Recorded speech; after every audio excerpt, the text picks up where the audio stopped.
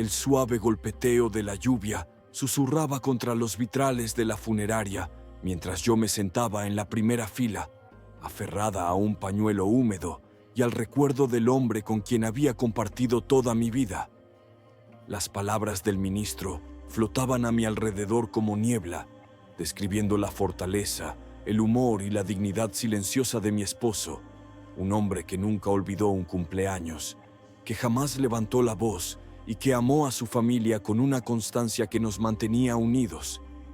Pero al mirar por encima del hombro, mi corazón se hundió. Había filas de sillas vacías, pero fue una en particular la que hizo que el pecho me doliera. Mi hijo no estaba allí. No para tomarme de la mano, no para colocar una rosa sobre el ataúd de su padre, ni siquiera un mensaje esa mañana. 2 días antes había llamado. Su voz sonaba plana, casi apresurada. «Mamá, no puedo ir. Es el cumpleaños de Emily. Lo hemos planeado desde hace semanas. Así, sin más. Como si el funeral de su padre fuera solo un conflicto en la agenda. Como si el hombre que le enseñó a andar en bicicleta, que se quedaba hasta tarde ayudando con los proyectos de ciencias, que entrenó su equipo de béisbol, fuera apenas un pensamiento pasajero». No lloré en ese momento. Ni siquiera grité. Solo asentí en silencio y colgué. Pero ahora, sentada en ese banco, rodeada de viejos amigos y primos que habían viajado kilómetros, la ausencia de mi único hijo resonaba más fuerte que la voz del ministro. El dolor de perder a mi esposo era como una herida abierta. Pero el dolor más profundo, más agudo, venía de darme cuenta de que, en algún momento, también había perdido a mi hijo. Y mientras miraba esa silla vacía, algo en mí cambió.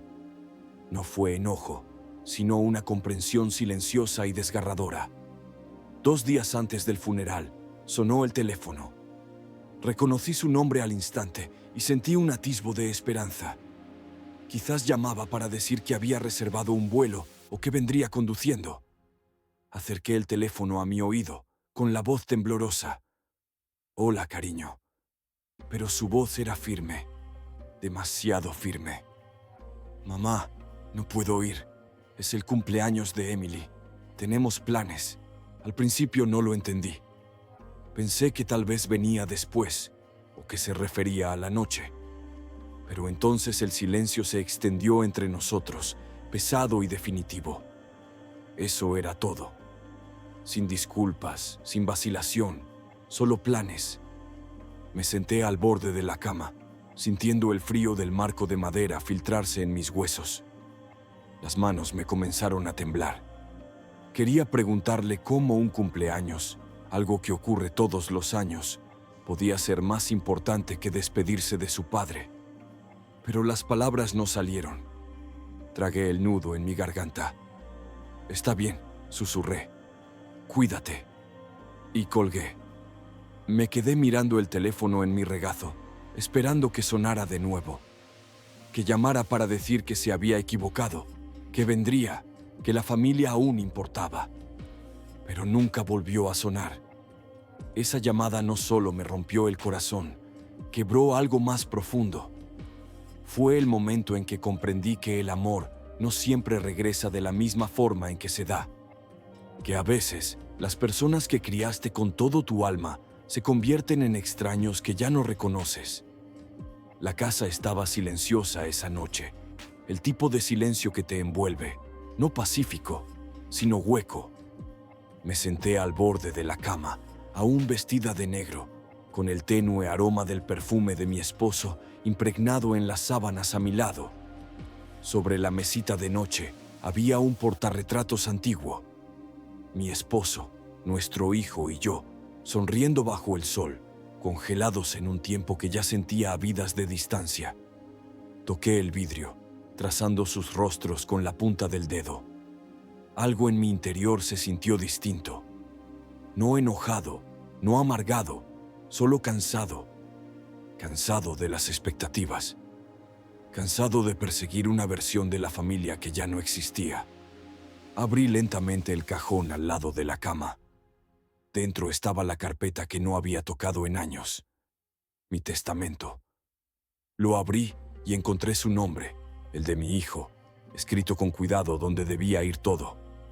Algún día, la casa, los ahorros, las pequeñas cosas con valor sentimental. Lo observé durante mucho tiempo. Y entonces, sin drama ni lágrimas, tomé un bolígrafo.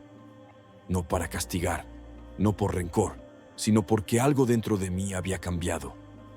Una realización silenciosa de que el amor es más que la sangre, que la presencia importa, que las decisiones hablan más fuerte que las palabras.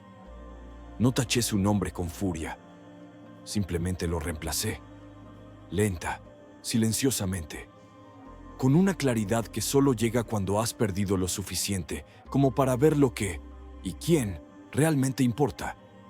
No fue el final de nada, fue el comienzo de otra cosa, algo que aún no comprendía, pero que estaba lista para aceptar. Un mes después del funeral, decidí volver al centro comunitario.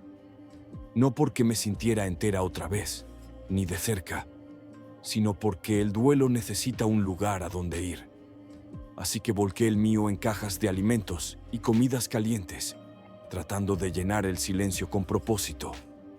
Ese día, estaba luchando por levantar una caja pesada cuando una voz detrás de mí dijo: «Déjeme ayudarla, señora». Me di vuelta y vi a un joven, apenas 20 años, delgado como un junco, pero fuerte. Su sonrisa era natural, sin rastro de obligación, solo bondad. Cargó la caja como si no pesara nada y se quedó para ayudar con el resto. Pensé que se marcharía tras ese buen gesto, pero no lo hizo. Se quedó toda la tarde, haciendo preguntas, escuchando, riendo con los demás voluntarios. Y al día siguiente volvió. Y al siguiente también. No hablaba mucho de sí mismo, pero aprendí pequeños detalles. No tenía padres, trabajaba a medio tiempo, apenas se mantenía, pero siempre daba lo poco que podía. Sin condiciones, sin motivos ocultos, solo un buen corazón en un mundo que a menudo olvida lo raro que eso es. Cada día me encontraba sonriendo un poco más. No la sonrisa que uno pone para los demás, sino la que nace de sentirse visto, valorado, no por tu nombre ni tu pasado, sino por la persona que eres ahora. En él vi al hijo que creía haber perdido, no por sangre, sino por espíritu. Un suave recordatorio de que la familia no siempre es a quien crías. A veces es quien aparece cuando tu corazón está lo suficientemente abierto como para dejarlo entrar. El aroma de verduras asadas y pan recién horneado llenaba mi cocina, mezclándose con el sonido de las risas que venían del comedor. Hacía años que mi casa no se sentía tan viva. Voces rebotando en las paredes, platos que se pasaban con cuidado, historias compartidas entre bocado y bocado. No eran parientes, ni tradición, solo un grupo de voluntarios unidos por la bondad y las ganas de estar presentes. Al final de la mesa estaba el joven que había levantado aquella primera caja en el centro comunitario. Ayudaba a un anciano a cortar su pollo, riéndose de un chiste que probablemente no era tan gracioso, pero riendo de todas formas con todo su corazón. Los observé, una cálida ternura expandiéndose en mi pecho.